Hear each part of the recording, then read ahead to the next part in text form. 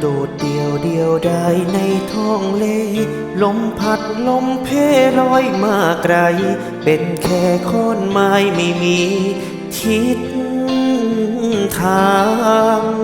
ประคองตัวเองไปเงากลางคืนเหน็บหนาวจนใจจะพังไม่เหลือความหวังอะไรเล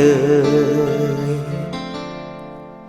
วันหนึ่งน้องสาวลอยคอมา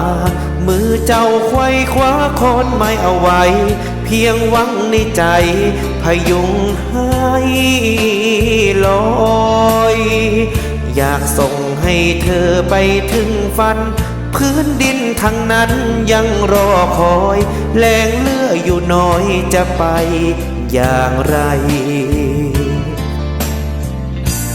หากมีเรือสักลำแล่น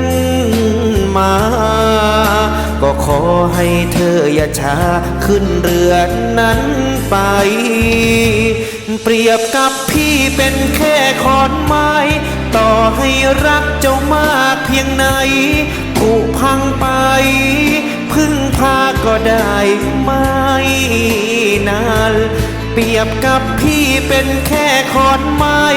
ก็ลอยคอให้เพียงข้ามวันแต่ฟังฝัน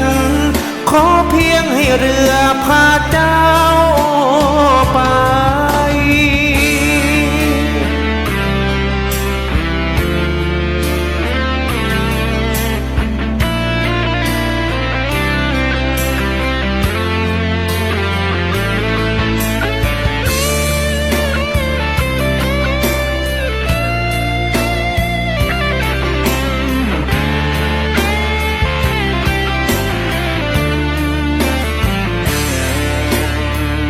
โดดเดี่ยวเดียวดายในท้องเล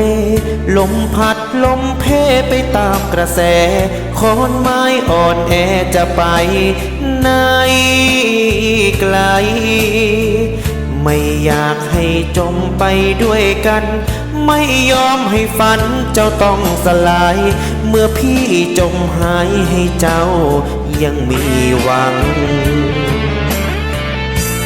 หากมีเรือสักลำแล่นมาก็ขอให้เธออย่าช้าขึ้นเรือนั้นไปเปรียบกับพี่เป็นแค่ขอนไม้ต่อให้รักเจ้ามากเพียงไหนผุพังไปพึ่งพาก็ได้ไม่นาน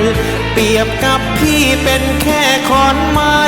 ก็ลอยคอแค่เพียงข้ามวันแต่ฟังฝันขอเพียงให้เรือพาเจ้าไปเปรียบกับพี่เป็นแค่ขอนไม้ต่อให้รักเจ้ามากเพียงไหนผุพังไปพึ่งพาก็ได้ไม่นานเปรียบกับพี่เป็นแค่ขอนไม้ก็ลอยคอแค่เพียงข้ามวันแต่ฟังฝันขอเพียงให้เรือพาเจ้าไป